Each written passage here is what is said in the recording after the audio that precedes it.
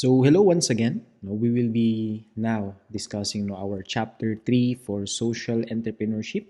So this is your social enterprise concept pitching. no? And when we say social enterprise concept pitching, it's the same with your regular na business pitching. Okay, but we will focus more on the social impact that we are trying to create, rather than yung profitability.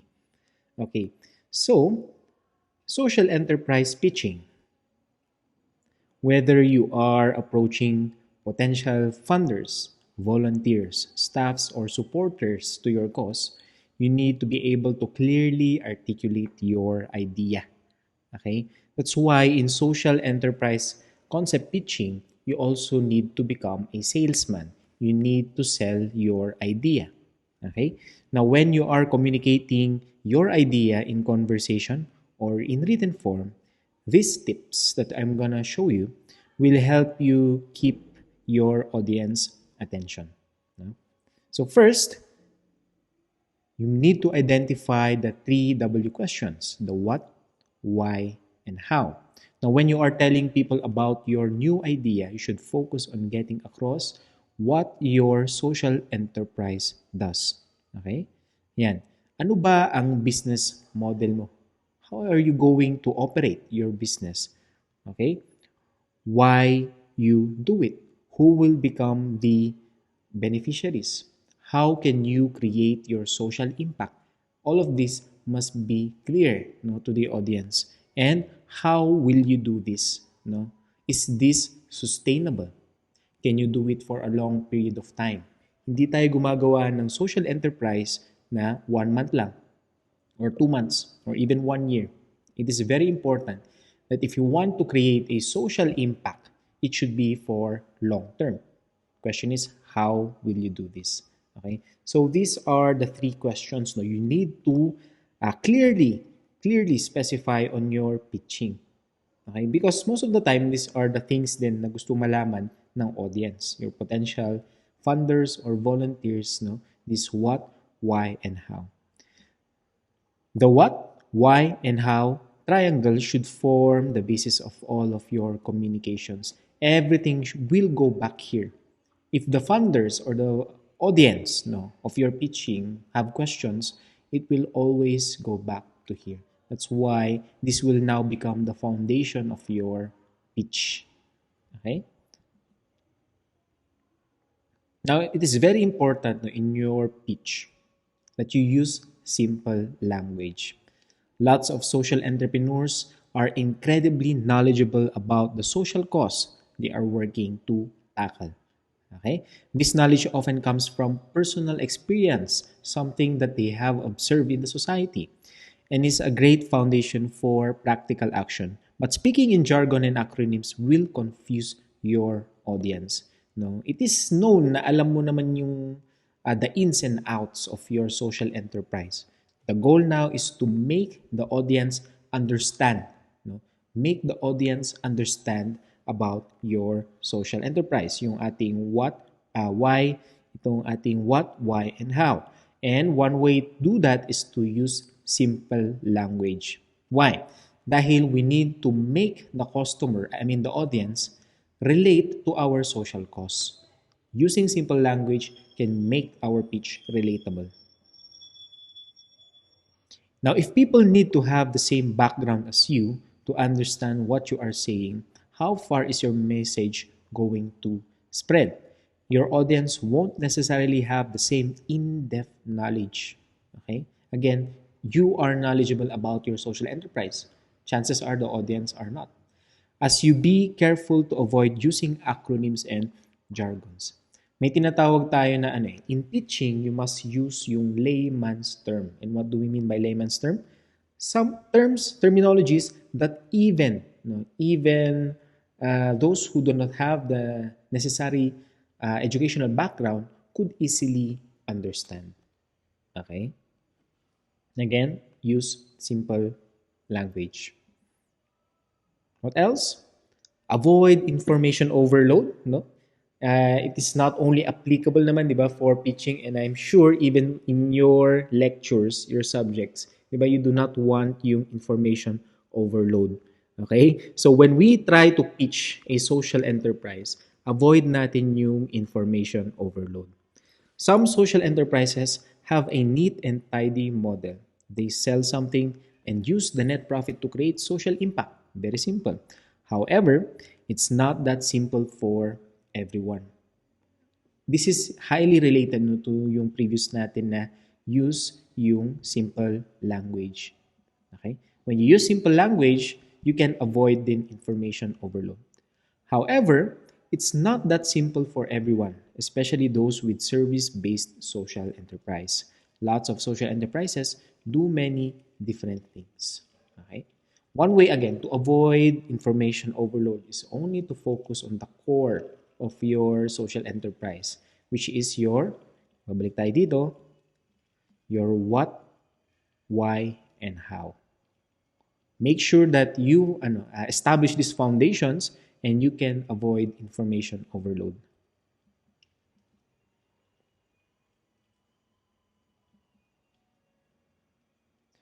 Now, for the sake of clarity, focus on your core competencies in your initial pitch. Aim to summarize what is you are trying to do within a sentence or at most two. Okay? Once you summarize kasi into two sentences or one sentences, you can always go back to that idea. Okay? Kasi that is the core idea of your business. Pwede mong paikot-ikutin doon. Now, if you send out press release and you can't explain what you do within two sentences, an editor or the media will try to condense what you've written and there's a good chance that it will be lost in translation. Okay? All right. Again, in relation to the previous, na avoid information overload, trying to summarize no, in one or two sentences, give people something that they can repeat. If you try to summarize no, your whole social enterprise concept into few sentences, chances are the audience can repeat. Madali nilang maalala, madali nilang sabihin ulit.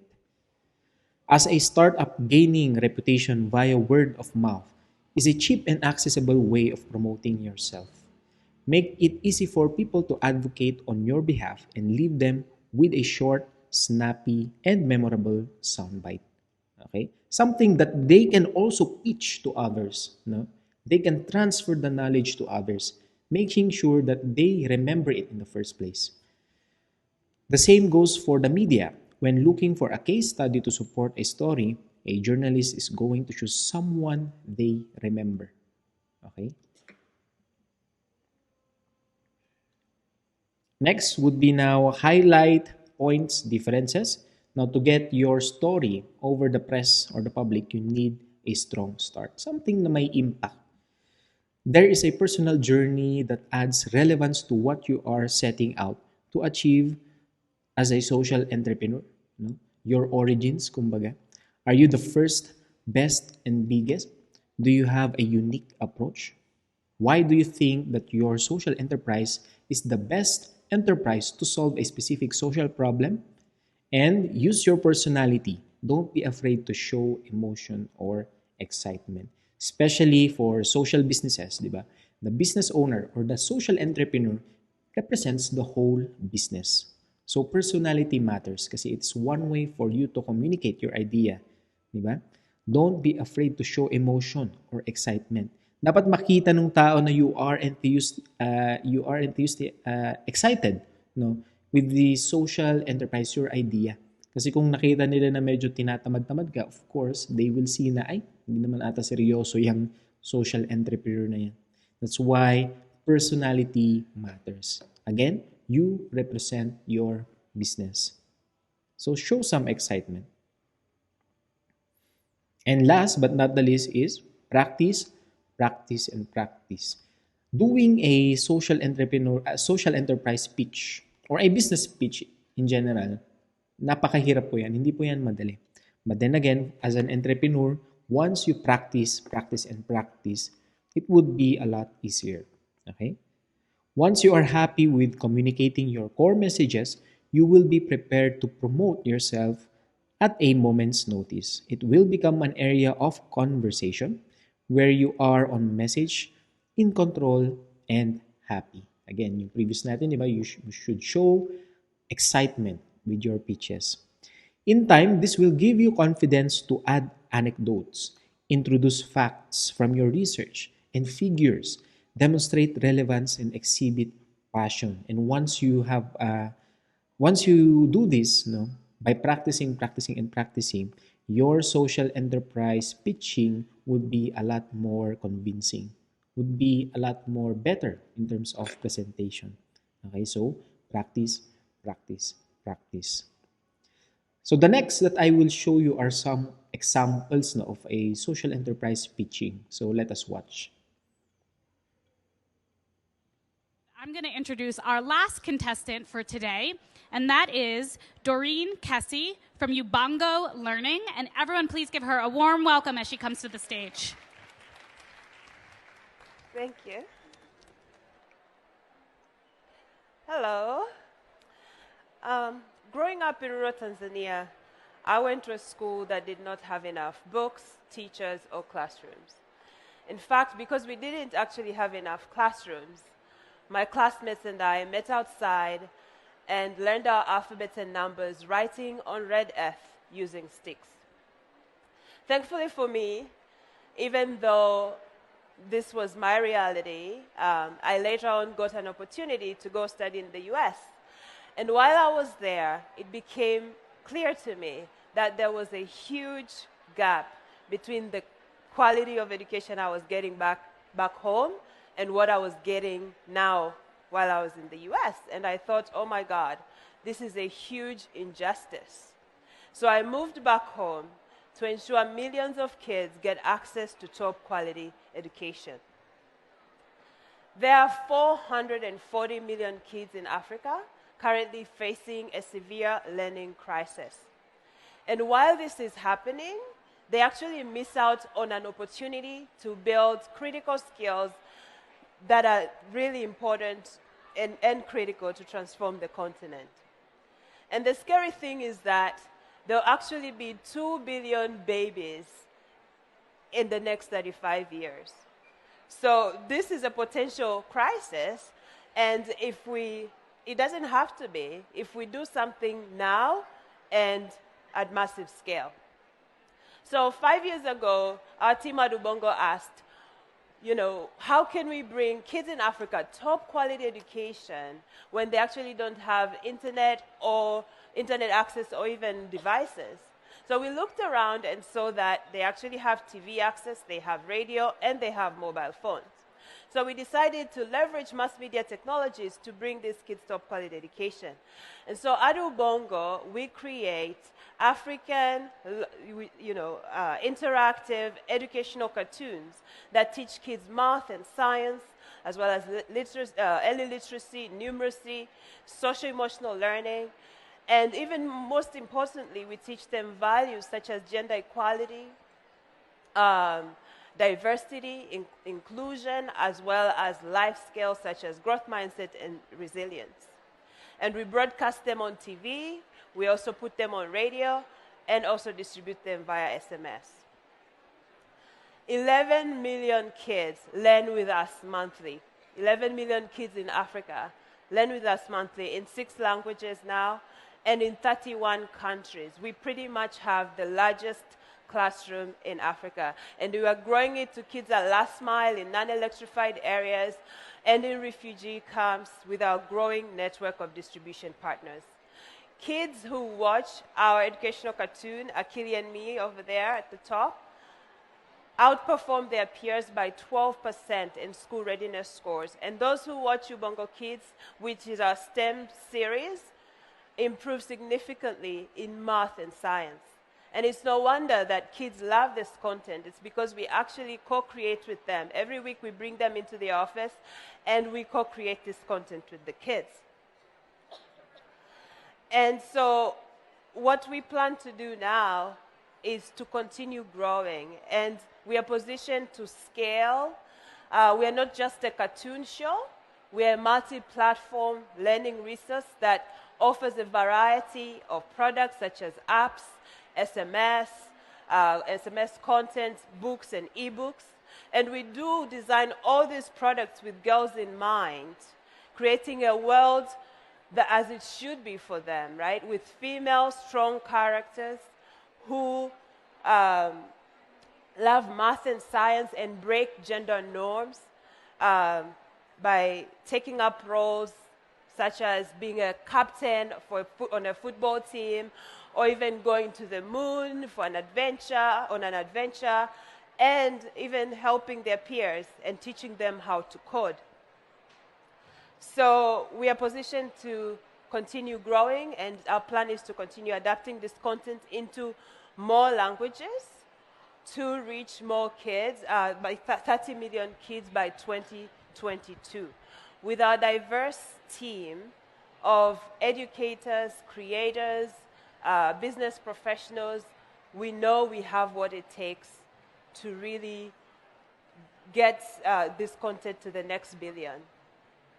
We want to equip Africa's next generation with critical skills, an education foundation, and positive mindsets to change their lives and communities for the better. And we know that right now we are actually changing the beginning of a story for so many kids like mine did, and we are setting them up to really write their own story, and someday for their children and their grandchildren too. And I would like to show you a short video of our content, just a trailer of our content.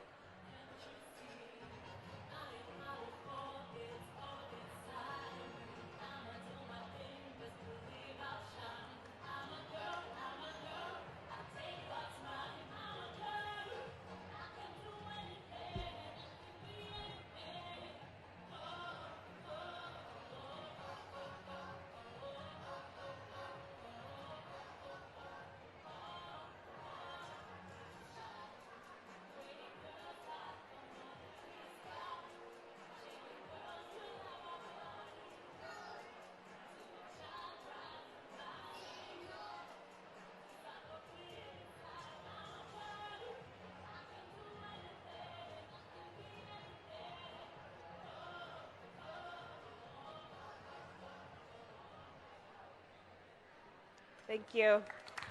Fantastic. Wonderful work. Great. And now let's turn it over to our judges for 5 minutes of questions before we wrap up. Thank you, Doreen, for this interesting question. You mentioned that you are doing this in 6 languages. Yes. Could you mention them for me? Yes, so we now have French, Swahili, Kinyarwanda. We've also done Kikuyu and Luo, and English. And now we are working on Nigerian languages, Hausa, Yoruba, and Igbo. And then we are going to do 3 for Ghana, and coming up, Portuguese and Arabic. One of the things that you talked about was increasing your reach. Have you looked at partnerships at all? And tell me a little bit about that. Yes. So the way we've been growing is through partnerships. We are good at creating content, and we know that. So now we have to leverage other partnerships to really transport and make sure this content travels far and fast. So we've worked with the International Rescue Committee to take it to refugee camps.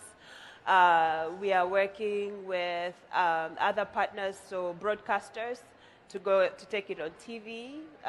We are on streaming platforms, on different VOD platforms online, and yeah. What is your revenue model, and what would you use the additional funds for?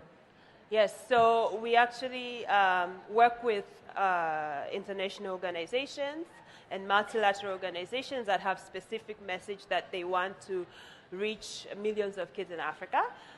So they come and work with us to co-produce the content, and they pay for the episodes. That's how we are able to continue producing the episodes. And we would use the money to continue creating more content, especially targeting girls. Your annual budget then would be? Our annual budget is 1.5 million right now for 2019, yes.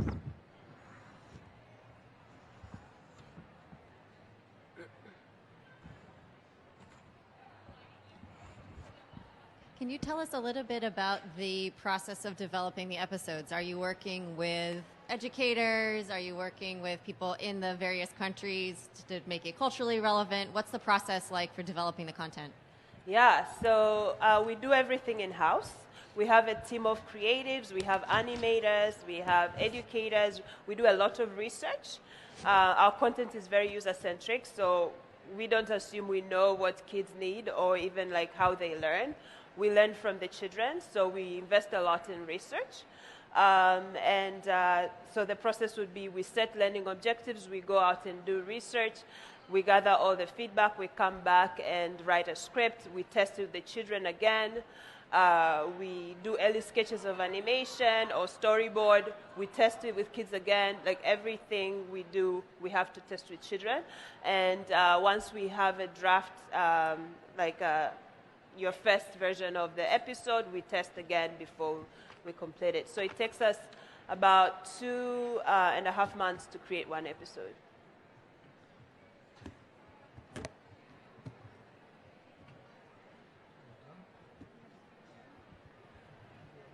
Any other questions from the judging panel? You guys are good? All right, round of applause for Doreen. Thank you so much. Excellent work.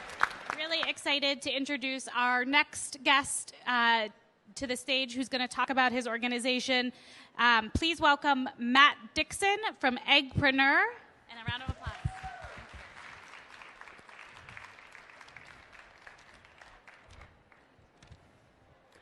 Good afternoon. My name is Matt Dixon, the founder of Entrepreneurship Initiative. My aim to make a difference in the world is all centered in the power of an egg. Entrepreneur is a social enterprise transforming the lives of young mothers and women in rural Kenya to build backyard sustainable poultry farming. As you may know, there are so many challenges affecting developing countries, in particular in Kenya. Child malnutrition. 35% of children in the rural areas, they are malnourished, with 15% of those children being underweight, according to Save the Children report. The reason is because they don't have food or they only eat one meal a day. Unemployment. 60% of women are unemployed, and they continue to struggle for poverty and other socio-economic disparities in these areas. And also intergenerational cycle of poverty, which continue to cripple the development, or especially for women development. The solution is simple. It is the power of an egg. The idea for Eggpreneur is to empower young mothers and women to be able to build sustainable backyard egg farming, to address the gender gap issues by creating job employment, tackling household income, and tackling head-on child malnutrition. What is our model? Eggpreneur model empowers the women by giving them the training to be able to start backyard farming. We also give them the technical support to get the feed, to feed the chicken. We also do a doorstep veterinary services. And more importantly, we connect the farmers to the market to close the loop, others, so that they can be able to sell their products. All the farmers, we connect them to the market to sell their eggs, to sell their chicken to 5-star hotel, 3-star hotels, and local restaurants. So which means all the farmers, they have a guaranteed market for their produce. We are transforming underutilized land, underutilized energy, and human capital by building micro businesses in these small areas. Allow me to share with you the story of Eunice. Eunice is a single mother of 4 young children who are malnourished, living in remote areas in Machakos in Kenya. In January 2016, the life of Eunice was changed dramatically for better. How? Eggpreneur sponsored Eunice, who is a widow, and she was equipped with the basic poultry training, a chicken house or a coop, and 200 layer birds to start her business. From that moment, she started having a source of income. For once, Eunice can be able to send her children to school, pay school fees, buy clothing, and more importantly, put some saving on the side to be able to cater for her family in case of emergency. For once in Eunice's life, she has felt a sense of value, empowerment, and financial liberation.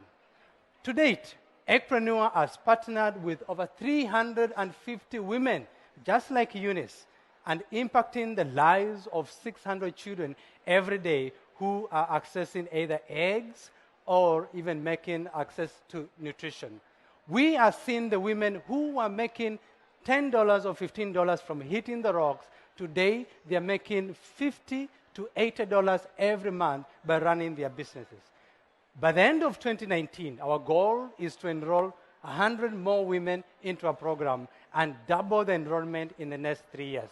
However, with your investment and the fact that this project it is sustainable and scalable, we have a bold goal of reaching up to 10,000 women across Kenya.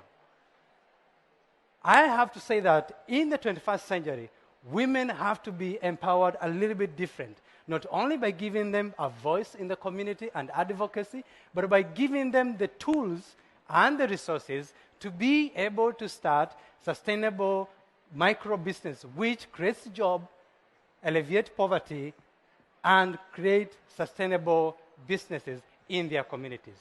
Thank you. Fantastic. Great. And now let's open it up for 5 minutes of questions. Thank you very much. Could you let us know how many women you have on your management team of Entrepreneur in your business? Yes, so all our beneficiaries, they are all women. Those are we have, but in my team, we have a team of 7 people who are full-time staff, and out of them, 5 of them, they are women. There's only 2 guys. And can you tell the audience how much the investments you put when you started training and with Eunice and with the 200 chickens? What is that investment in terms of cash? Okay. Yes, so to start when we started Entrepreneur, which was an idea, although we ended up getting patient capital to start with 20 women, but to start one lady, just to break down the numbers, we need $200. With $200 is enough to be able to equip one lady with 150 chicks. And they raise this chick for 4 months. And we sell the birds in the market, in the restaurants and the hotel as spring chicken. With the other $50, they can be able to get the training and set up their feed to get going. So to kickstart one family, we only need a very little investment of $200, and you have one family having access and their life change completely for the rest of, they can be able to run this business. Can you tell us a little bit more about how you're positioning your product against the eggs that come from the very large poultry farms or even the very inexpensive imported eggs in Kenya? How are you positioning your product when you're approaching potential purchasers? Yeah, thank you. So in Kenya, we import eggs, almost like 3 million eggs, which from outside. And the way we have been able to position ourselves is that by having a guarantee or a contract with the restaurants, 3-star hotels, is that they can be able to buy our eggs. We position ourselves, our value proposition is that instead of buying imported eggs, or instead of packaging some leftover food from big restaurant or big 5-star hotel to give to the poor, buy our product whereby we have fresh quality eggs and chicken. By doing that, you are promoting your own local investment and local women to produce and feed the people in the city, and especially mostly in the 5-star hotels. So we position ourselves as that go-getter, and even the market is still huge because we still have a deficit of 1 million eggs every day, which entrepreneurs try to catch up with that so that we can be able to produce our eggs and sell in the market. Hi, Matt. Hey. Can you just describe for everyone your funding model a little bit? Where have you received funding? Are you for profit? What is your margin? If that's the case, can you describe that for us? Yeah, just Thank to you. thank you. To describe our model, when we started as a social enterprise, basically, and we are working with. We got a first investment from Acorn Green, which gave us the vast initial Kickstarter to start our work.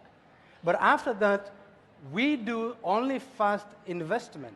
As I said earlier, once we have 20 women or 50 women, in this case, and they start the project, we only do investment once, because by the end of the cycle of selling their chicken in the market, they already have capital. So they are in reinvesting back again the same money they make to be able to make an impact or to make a profit. For us as a social enterprise, the way we do, we have a margin of around 15% to 20% as we take our product to the market to make sure that we remain sustainable and we can be able to pay our staff.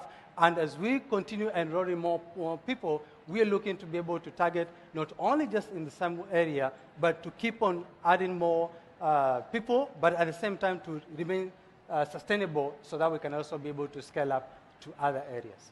So more importantly for us, it is about the first kick investment, which we do for the mothers. And once we do that first initial investment of $200, that money is reinvested back by the women because they have the corporate. And for us, we only take 15% margin for the products to the market. Great. Wonderful. Thank you so much. A round of applause for Matt. Thank you.